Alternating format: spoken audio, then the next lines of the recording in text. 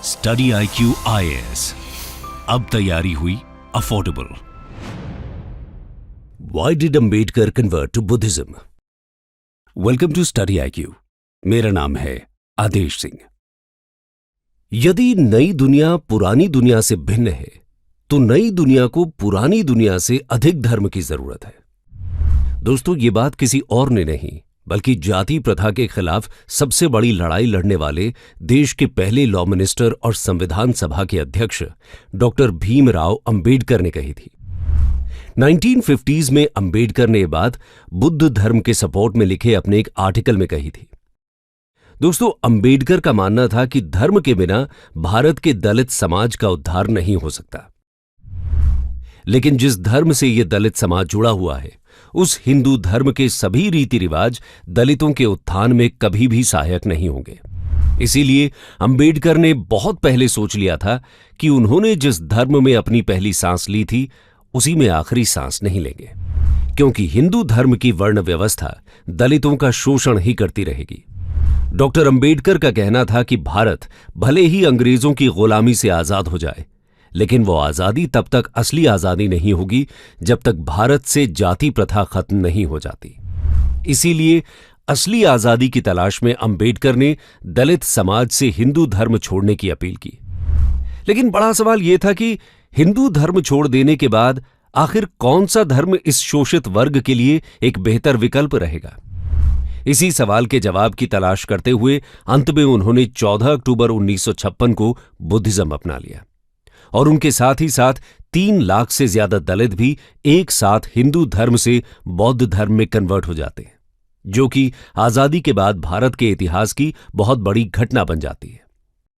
इसीलिए आज की इस वीडियो में पहले हम अंबेडकर की लाइफ और उनके स्ट्रगल के बारे में जानेंगे, जिसके बाद हम ये समझेंगे कि उन्होंने सभी धर्मों को छोड़कर बौद्ध धर्म को ही क्यों चुना। Birth and early life. दोस्तों, भीमराव अंबेडकर का जन्म 14 अप्रैल 1891 को मध्य प्रदेश के म्हाऊ डिस्ट्रिक्ट में हुआ था, जहां उनके पिता ब्रिटिश आर्मी में काम करते थे और कास्ट से महार थे। भीम के पिता का नाम रामजी मालोजी सकपाल और मां का नाम भीमाबाई था। अंबेडकर अपने माता पिता की 13वीं संतान थे। दोस्तों, छोटी उम्र में भी भीम को अपने साथ होने वाला अलग व्यवहार परेशान करता था, लेकिन इस डिस्क्रिमिनेशन के बावजूद अंबेडकर ने अपनी पढ़ाई लिखाई से ध्यान नहीं हटाया। भीम की किस्मत कुछ मायनों में अच्छी भी थी। स्कूल में एक टीचर थे जो ऊंची जाति से होने के बावजूद भीम को काफी पसंद करते थे।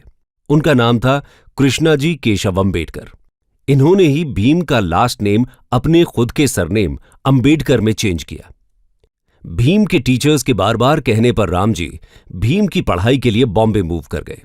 भीम इंडिया के one of the best schools Elphinstone high schools में दाखिला ले पाते हैं। इस बड़े शहर में जहां लाइफ विलेजेस से ज्यादा मॉडर्न थी, भीम पाते हैं कि उन्हें अभी भी अनटचेबल बोला जाता है और ऐसे ट्रीट किया जाता है जैसे कि वो बहुत अलग और खराब हैं। यहां तक कि उनके फेमस स्कूल में भी ऐसा ही होता था।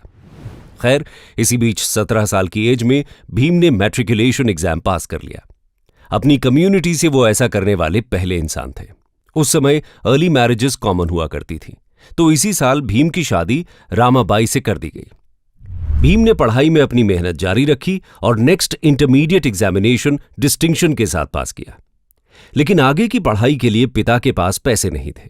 तब बड़ौदा के महाराज ने अंबेडकर को आगे पढ़ने के लिए स्कॉलरशिप दी और उन्हीं के स्कॉलरशिप पर न सिर्फ उन्होंने BA पास किया, बल्कि 1913 में आगे की पढ़ाई के लिए अमेरिका की फेमस यूनिवर्सिटी ऑफ कोलंबिया में मास्टर्स में दाखिला ले लिया।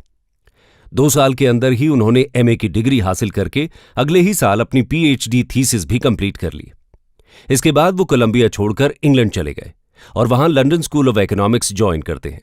लेकिन वहां उनकी PhD आधी रह जाती है क्योंकि स्कॉलरशिप खत्म हो गई थी, जिसके बाद वो इंडिया आकर बड़ौदा में ही सिविल ऑफिसर बन जाते हैं।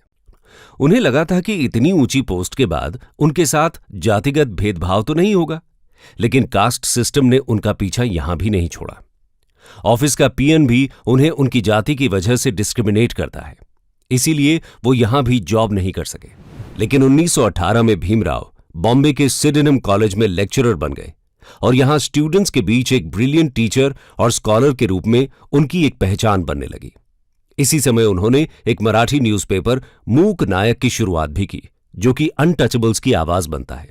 भीमराव ने कॉन्फ्रेंसेस ऑर्गेनाइज और अटेंड करना भी शुरू किया, क्योंकि वो जान चुके थे कि दलित्स की सफरिंग्स को पब्लिसाइज करने की जरूरत है और उनके इक्वल राइट्स के लिए फाइट करना भी जरूरी है। उनकी खुद ही जिंदगी ने उन्हें इस संघर्ष की अहमियत समझा दी थी। इसी बीच वो लंदन जाते हैं अपनी इकोनॉमिक्स की पीएचडी कंप्लीट करने और साथ ही वकालत की पढ़ाई करके वापस आते हैं। अब उन्होंने दुनिया की बेस्ट एजुकेशन हासिल कर ली थी और दलित कम्युनिटी को लीड करने की पूरी काबिलियत रखते थे। इसीलिए उन्होंने अपनी जिंदगी दलितों के उत्थान के लिए ही समर्पित कर दी। एजुकेशन की इंपॉर्टेंस को जानते हुए भीमराव ने 1924 में बहिष्कृत हितकारिणी सभा नाम से एक एसोसिएशन की शुरुआत की। इसका काम हॉस्टल्स, स्कूल्स और फ्री लाइब्रेरी सेटअप करना था। इसके बाद 1927 में महाड़ सत्याग्रह हो, राउंड टेबल कॉन्फ्रेंसेस में पार्टिसिपेट करना हो या कंस्टिट्यूएंट असेंबली में दलित राइट्स को इंश्योर करना, भीमराव जी ने दलित्स की इमेंसिपेशन के लिए ही काम किया। इस सब के बीच 13 अक्टूबर 1935 को अंबेडकर ने नासिक में एक घोषणा की, जिसमें उन्होंने कहा कि वो हिंदू धर्म छोड़ने का निर्णय ले चुके हैं। इसके एक साल बाद 1936 में महार सम्मेलन के दौरान उन्होंने एक और भाषण दिया, जो मुक्ति कोण पथे यानी मुक्ति का मार्ग क्या है नाम से पॉपुलर हुआ, जिसमें उन्होंने पूरी डिटेल में लॉजिक दिए कि दलितों को अपना धर्म क्यों बदल देना चाहिए। और यहीं से शुरू हुई हिंदू धर्म छोड़ने की कहानी। लेकिन करीब 20 साल तक वो ये नहीं तय कर पाए कि उन्हें कौन सा धर्म अपनाना चाहिए। इसीलिए आइए ये जानते हैं कि उन्होंने 20 साल बाद जाकर बौद्ध धर्म को कैसे और क्यों चुना। दोस्तों, अंबेडकर ने हिंदू धर्म छोड़ने और बौद्ध धर्म अपनाने से पहले सभी धर्मों के बारे में विचार किया। अगर उनके शुरुआती आर्टिकल्स और लेक्चर्स को देखें तो उनमें अंबेडकर इस्लाम की ओर इंक्लाइन दिखाई देते थे। 1929 में उन्होंने बहिष्कारी भारत में नोटिस टू हिंदुइज्म में लिखा कि धर्म परिवर्तन करना है तो मुसलमान बनो। लेकिन उनके इस रवैये से हिंदूवादी ऑर्गेनाइजेशन थ्रेटन फील करने लगे। इसी वजह से इन ऑर्गेनाइजेशंस ने अंबेडकर के सामने आर्य समाज या सिख धर्म चुनने का प्रस्ताव रखा। लेकिन कुछ ही सालों में अंबेडकर को सिख धर्म में भी जाति प्रथा दिखाई देने लगी। इसीलिए उन्होंने सिखिज्म का विचार छोड़ दिया। अब अगर बात करें कि बौद्ध धर्म को चुनने के पीछे उनकी क्या सोच थी, तो इस सवाल का जवाब हमें Buddha and the future of his religion नाम के एक आर्टिकल से पता चलता है। इस आर्टिकल में उन्होंने दुनिया के सबसे बड़े 4 धर्मों को कंपेयर किया है, जिसमें बौद्ध, हिंदू, क्रिश्चियनिटी और इस्लाम शामिल हैं। अंबेडकर ने उन 20 सालों में चारों बड़े धर्मों के संस्थापकों, पैगंबरों और उनके अवतारों को डिटेल में समझने की कोशिश की, जिसमें उन्होंने जब जीसस के बारे में सोचा तो उन्हें पता चला कि जीसस खुद को ईश्वर का बेटा कहते हैं और अपने फॉलोअर्स से ये कहते हैं कि जिसे भी ईश्वर के पास पहुंचना है उन्हें जीसस को गॉड्स सन मानना ही होगा। ऐसा ही कुछ इस्लाम धर्म के पैगंबर प्रॉफिट मोहम्मद साहब के साथ भी था। मोहम्मद साहब भी यही कहते हैं कि मुक्ति चाहने वालों को उन्हें खुदा का पैगंबर मानना होगा। साथ ही ये बात भी स्वीकार करनी होगी कि वो ही इस्लाम के आखिरी पैगंबर हैं। क्रिश्चियनिटी और इस्लाम के बाद जब उन्होंने हिंदू धर्म में देखा तो उन्हें पता चला कि इस धर्म में पैदा हुए अवतारी पुरुष खुद को ही ईश्वर कहते थे, खुद को ही परमपिता परमेश्वर की संज्ञा भी देते हैं। इसी तरह जब अंबेडकर बुद्ध के बारे में जानने गए तो उन्हें पता चला कि वो किसी ईश्वर के पुत्र, पैगंबर या खुद ईश्वर नहीं बल्कि एक मनुष्य होने का दावा करते हैं और उन्होंने एक मनुष्य के रूप में ही अपने धर्म का प्रचार प्रसार किया। साथ ही गौतम बुद्ध ने कभी भी चमत्कार या अलौकिक शक्ति का दावा नहीं किया, जिससे अंबेडकर सबसे ज्यादा प्रभावित हुए। जीसस, प्रॉफिट मोहम्मद और हिंदू अवतारों ने जहां खुद को ही मोक्ष और मुक्तिदाता कहा, तो वहीं बुद्ध ने सिर्फ मुक्ति का मार्ग दिखाया, जिस पर चलना सबको अपने से ही था। इसके अलावा बौद्ध धर्म में अंबेडकर को बाकी धर्मों से ज्यादा लॉजिक, रैशनैलिटी और गलती करने की गुंजाइश भी नजर आई, जो कि उन्हें बाकी किसी धर्म में नहीं दिखी। साथ ही उन्होंने ये भी पाया कि बुद्ध अपने ही उपदेशों में ये भी कहते हैं कि उनके धर्म पर भूतकाल का दबाव या बोझ नहीं होना चाहिए, यानी जरूरत के हिसाब से धर्म में बदलाव होते रहें, तभी धर्म का असली मतलब बचा रहेगा। जबकि बाकी के किसी धर्म में किसी भी तरह के बदलाव की कोई गुंजाइश छोड़ने का जोखिम नहीं उठाया गया। इन्हीं सब बातों से प्रभावित होते हुए अंबेडकर धर्म के बारे में कहते हैं कि धर्म को विज्ञान और तर्क की कसौटी पर खरा उतरना चाहिए। धर्म को यदि वास्तव में कार्य करना है तो उसे बुद्धि या तर्क पर आधारित होना चाहिए, जिसका दूसरा नाम विज्ञान है। यानी एक तरह से वो ऐसे धर्म की तलाश में थे जिसमें वैज्ञानिकता मौजूद हो, जो उन्हें आखिरकार बौद्ध धर्म में मिली। बौद्ध धर्म चुनने के पीछे उनका एक और बड़ा कारण था, और वो था महिलाओं का समान अधिकार। दरअसल बौद्ध धर्म में विमेन की पोजीशन को अंबेडकर इक्वालिटी का सबसे बड़ा प्रूफ मानते थे। उनका यह कहना था कि दुनिया ने बुद्ध को नॉन वायलेंस तक ही सीमित कर दिया, जो कि एक महान थियोरी है, लेकिन बुद्ध ने अहिंसा के साथ ही साथ समानता की भी शिक्षा दी है, जिसमें पुरुष और स्त्री को एक समान मानने वाला बौद्ध धर्म इकलौता धर्म है। साथ ही बुद्ध जहां शूद्रों को अपने साथ बिठाते थे, तो अपने संघ में स्त्रियों को भी भिक्षु बनाते थे, जो उस वक्त उनकी प्रोग्रेसिव थिंकिंग का एक उदाहरण था, जिससे अंबेडकर दलित और स्त्री के अधिकार के लिए सबसे सही मानते थे। इन्हीं सब कारणों से उन्होंने आखिरकार 14 अक्टूबर 1956 को 3,65,000 लोगों के साथ नागपुर में पूरे विधि विधान से बौद्ध धर्म अपना लिया।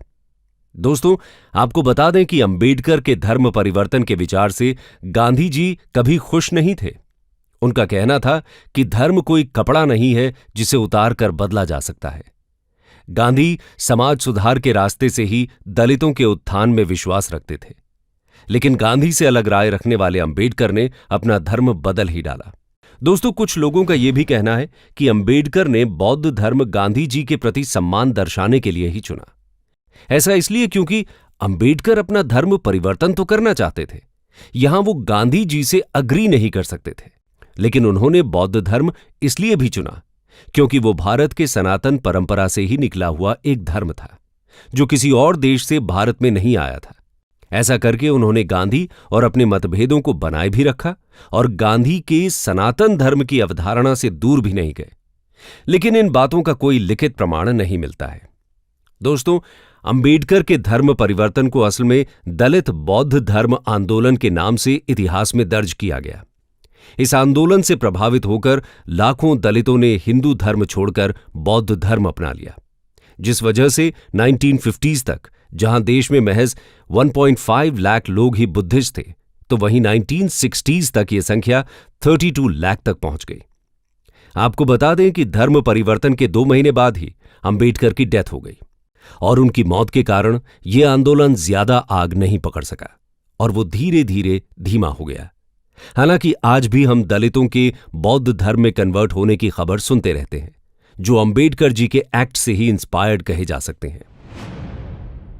कंक्लूजन। दोस्तों, डॉक्टर भीमराव अंबेडकर ने जिस तरह से समाज में फैली गहरी जाति प्रथा को खत्म करने की कोशिश की, उसमें वो काफी हद तक सफल भी हुए। उन्हीं की वजह से आज देश में लोअर कास्ट के लोगों के जीवन में शिक्षा, सरकारी नौकरी और सामाजिक जगहों पर उनकी उपस्थिति को तय किया जा सकता है। उनके इन्हीं प्रयासों में इस धर्म परिवर्तन के आंदोलन को देखा जा सकता है, जिसके जरिए वो लोगों को 4 वर्ण की इस व्यवस्था से मुक्त करना चाहते थे, जिसमें वो पूरी तरह से सफल भले ही न हुए हों, लेकिन जातिगत भेदभाव के खिलाफ विरोध जताने के लिहाज से इस आंदोलन को जरूर सफल माना जा सकता है। स्टडी IQ IAS, अब तैयारी हुई अफोर्डेबल।